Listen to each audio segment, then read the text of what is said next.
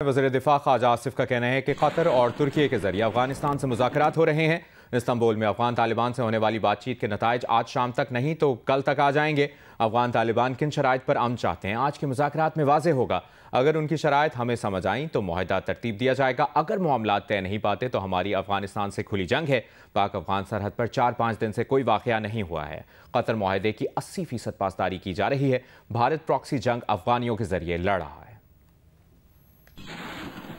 4-5 दिन से कोई वाक़या नहीं हुआ। वैसे मैं बिल्कुल उसको कतर में जो तय पाया था उसका कम से कम 70-80% पास किए जा रहे हैं। हमारे पास तो एक ऑप्शन है, अगर तय नहीं पाते तो फिर हमारी तुम्हारी खुली जंग है। लेकिन मुझे उनमें नज़र आया था कि वो कोई अमन चाहते हैं। किन शराइत पे अमन चाहते हैं ये ऐसा ऐसा कुछ वहाँ पे वाज़ेह हुई, कुछ ये आज जो बातचीत हो रही है उसमें वाज़ेह हो जाएंगी। उनकी शराइत जो हैं वो हमारे बारे में हुई तो इंशाअल्लाह ताला मुआहदा ज़रूर होगा। लेकिन एक बात यह है, मैं कहता चलूँ कि हमने उनकी 40 साल जो है मेहमान नवाजी की है। मेरी कम से कम समझ में नहीं आता कि जहाँ पे इतना ताल्लुक़ हो, जहाँ पे इतनी ज़्यादा मेहमान नवाजी एक कौम ने की हो, आप उस कौम के ख़िलाफ़ दहशतगर्दी को सपोर्ट करें तो इससे ज़्यादा दुख की क्या बात हो सकती है। भारत के साथ तो हमने एक जंग लड़ी है ना,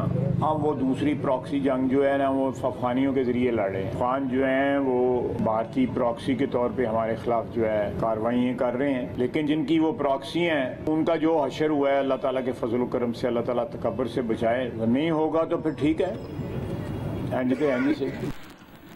पाकिस्तान और अफगान तालिबान के दरमियान इस्तांबुल में मुज़ाकरात का दूसरा दौर जारी है। मुज़ाकरात में ठोस और काबिल तस्दीक मॉनिटरिंग तरीक़ाकार के क़याम पर बात होगी।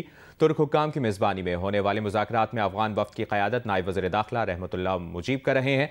अफगान वफ़द में अफगान सफारतखाने के क़ायम सरबराह सुहेल शाहीन, अफगान तर्जुमान दफ्तर ख़ारजा अब्दुल क़हार और दीगर शामिल हैं। मुज़ाकरात में पाकिस्तान की जानिब से 2 रुकनी वफ़द शरीक है। पाकिस्तान और अफगान तालिबान हुकूमत के मुज़ाकरात की क्या अपडेट है, इस बारे में हम नुमाइंदा जियो न्यूज़ एजाज़ सैयद से भी तफसील जानने की कोशिश करेंगे। एजाज, क्या तफसील है आपके पास अब तक?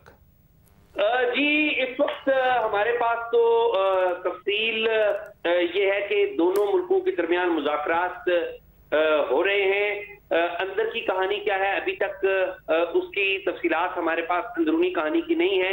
ताहम हमें ये जरूर पता है कि पाकिस्तान ने इन मुज़ाकरात की काफी तैयारी की और कुछ हमें जो बताया गया कि कुछ मॉडल्स और कुछ रिकमेंडेशन पाकिस्तान लेके गया था इस दौरे में, और इसने पाकिस्तान के जो नुमाइंदे हैं जो पाकिस्तान की नुमाइंदगी कर रहे हैं उन्होंने मौसर तरीके से एक तो ये बताया कि क्या क्या मसाइल हैं और इनको हल करने का तरीकाकार भी बताया। और अफगान तालिबान पे इस बात से जोर दिया कि जो टीटीपी है उसको हल करने का तरीका एक ये भी है कि टीटीपी को डिस्करेज किया जाए। तो जो मॉडल्स या जो रिकमेंडेशंस हैं वो तो दी गई हैं, क्या डिटेल्स हैं अभी अंदरूनी कहानी सामने नहीं है। बहुत शुक्रिया आपका एजाज सैयद। वज़ीर आज़म शहबाज शरीफ का कहना है कि गुज़श्ता दिहाइयों में बलूचिस्तान को नज़रअंदाज करना खुद एहतसाबी का लम्हा है। सूबे की जोग्राफियाई साख तरक्की के सफ़र में चैलेंज बन गई। अफसोस के बलूचिस्तान की दौलत अब भी ज़मीन के अंदर दफन है। बलूचिस्तान नेशनल वर्कशॉप के शुरका से खिताब में वज़ीर आज़म ने कहा, नून लीग के गुज़श्ता दौरे हुकूमत में मुल्क से दहशतगर्दी का मुकम्मल खात्मा कर दिया था। बलूचिस्तान और दीगर इलाकों में दहशतगर्दी फिर सर उठा रही है। बलूचिस्तान को जो भी ज़रूरत होगी उसके लिए कुर्बानी देंगे।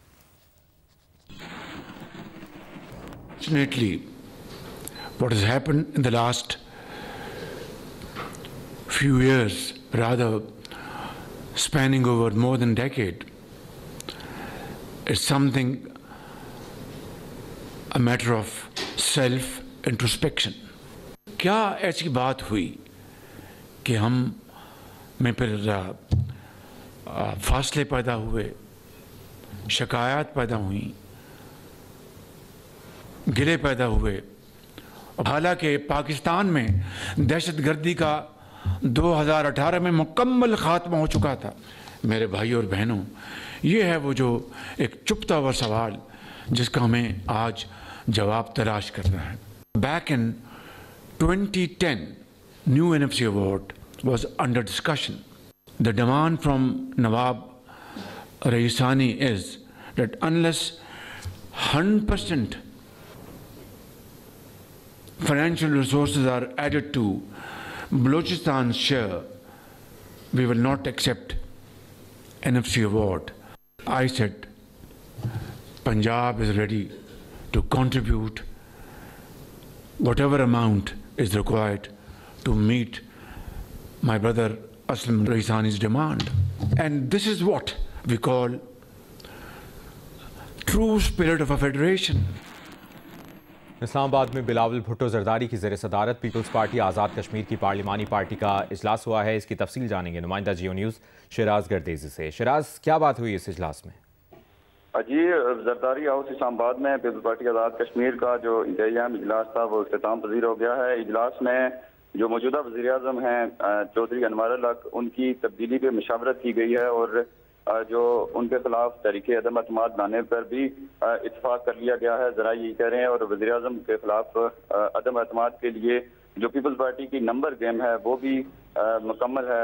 जरा ये कह रहे हैं और इजलास में वज़ीर आज़म की जो मुमकिन तब्दीली के बाद जो नाम थे उन पर भी मशावरत की गई है। पीपल्स पार्टी का जो आज इजलास हुआ है उसकी तमाम जो मशावरत के बाद तमाम जो लोग हैं वो इस वक्त सदर हाउस चले गए हैं। आसिफ अली जरदारी के ज़ेर सदारत 7 बजे एक इजलास होगा जिसके अंदर जो है वो आसिफ अली जरदारी को तमाम जो इजलास में जो गुफ्तगू हुई है उससे आगाह किया जाएगा जो और फाइनल जो हतमी जो ऐलान है वो सदर आसिफ अली जरदारी ही करेंगे। जराए हमें यही बता रहे हैं कि जो बिलावल भुट्टो की ज़ेर सदारत इजलास हुआ है उसमें तहरीक अदम अतमाद लाने पर इत्तफाक कर लिया गया है और उसका जो आखिरी जो फैसला है वो सदर आसिफ अली जरदारी ही करेंगे। जी, बहुत शुक्रिया आपका शिराज गर्देजी, आपने अपडेट किया।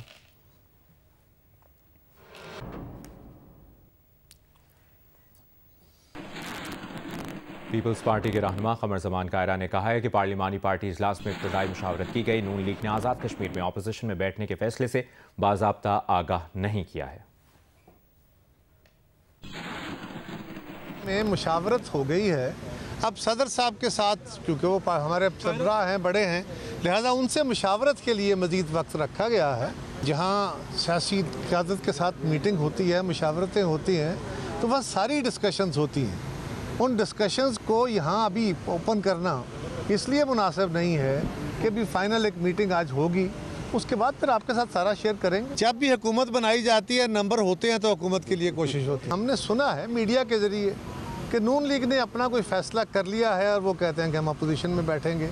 अभी तक हमें ऑफिशियली उन्होंने अपने फ़ैसले से कोई आगाह नहीं किया, ना हमारे साथ कोई ऑफिशियली इस तरह को रब्ता। पीपल्स पार्टी के रहनुमा कमर जमान कायरा ने कहा, आपने जाना, इसी इजलास में आज़ाद कश्मीर में इन हाउस तब्दीली का फैसला किया गया है। ज़राए के मुताबिक वज़ीर आज़म आज़ाद कश्मीर के खिलाफ तहरीक अदम एतमाद लाने पर इत्तफाक किया गया।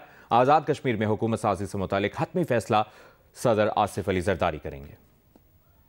पीपल्स पार्टी के रहनुमा कमर जमान कायरा ने कहा है कि पार्लिमानी पार्टी इजलास में इब्तदाई मुशावरत की गई। नून लीग ने आज़ाद कश्मीर में अपोजिशन में बैठने के फैसले से बाज़ाब्ता आगाह नहीं किया है। इस इजलास में आज़ाद कश्मीर में इन हाउस तब्दीली का फैसला किया गया है। ज़राए की जानिब से ये बताया गया है कि वज़ीर आज़म आज़ाद कश्मीर के खिलाफ तहरीक अदम एतमाद लाने पर इत्तफाक किया गया है। आज़ाद कश्मीर में हुकूमत साजी से मुतालिक हतमी फैसला सदर आसिफ अली जरदारी करेंगे। अपडेट ताज़ा तरीन जिससे मुतालिक आपको आगाह कर रहे हैं। ये पीपल्स पार्टी के रहनुमा कमर जमान कायरा जब ये इजलास ख़त्म हुआ है उसके बाद भी जब वो मीडिया से गुफ्तगू करने आए थे उन्होंने ये बात की और इससे पहले हमारे नुमाइंदे शिराज गर्देजी भी इस हवाले से हमें अपडेट कर रहे थे और बता रहे थे। अभी ताज़ा तरीन मालूमात ये हैं कि आज़ाद कश्मीर में हुकूमत साजी से मुतालिक हतमी फैसला सदर आसिफ अली जरदारी करेंगे। पेरिस के मारूफ पाकिस्तानी निजात फैशन डिज़ाइनर महमूद भट्टी का कहना है कि ओवरसीज़ पाकिस्तानियों को वतन में मुश्किलात का सामना है। उनकी जायदाद पर कब्जा कर लिया गया है। उनके अस्पताल और यतीम खाने की जगह पर कब्जे ख़त्म ना हुए तो 90 रोज़ के अंदर अपने एजाज़ात सितारा इम्तियाज़ और हिलाल इम्तियाज़ वापस कर देंगे। ओवरसीज़ पाकिस्तानी डर गए हैं। यही सूरत हाल रही तो वो पैसा पाकिस्तान नहीं भेजेंगे। लाहौर से इरफान नज़ीर की रिपोर्ट।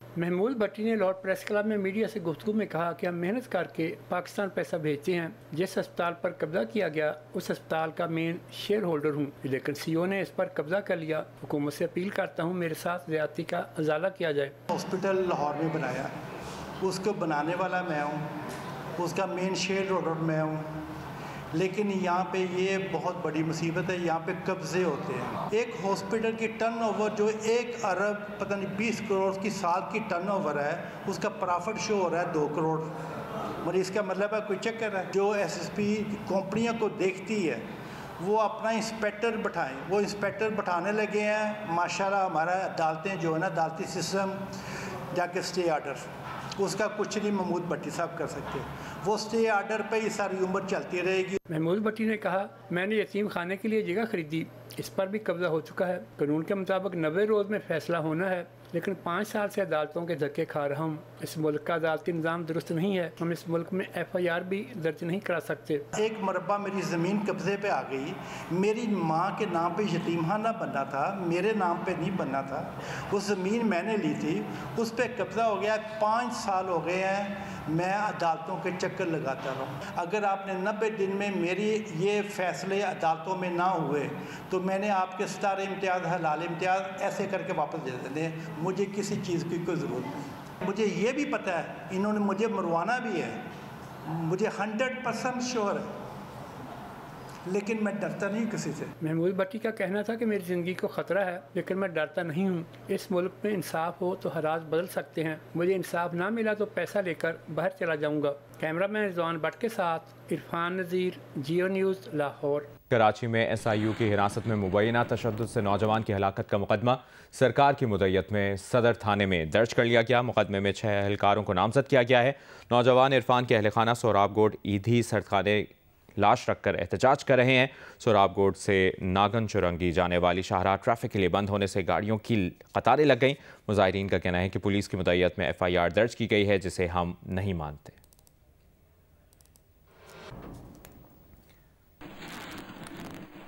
वियना में हीरोज़ ऑफ जर्नलिज्म अवार्ड की हकदार करार पाने वाली फ़लस्तीनी सहाफ़ी मरियम अबू दक्का ने जान को लाहक ख़तरे के बावजूद अपने फ़राइज़ की अंजामदही के दौरान शहादत का रुतबा पाया। मरियम की शहादत ने एक बार फिर ये साबित कर दिया कि इसराइली जारियत का असल हदफ सिर्फ इंसान नहीं बल्कि सच्चाई है।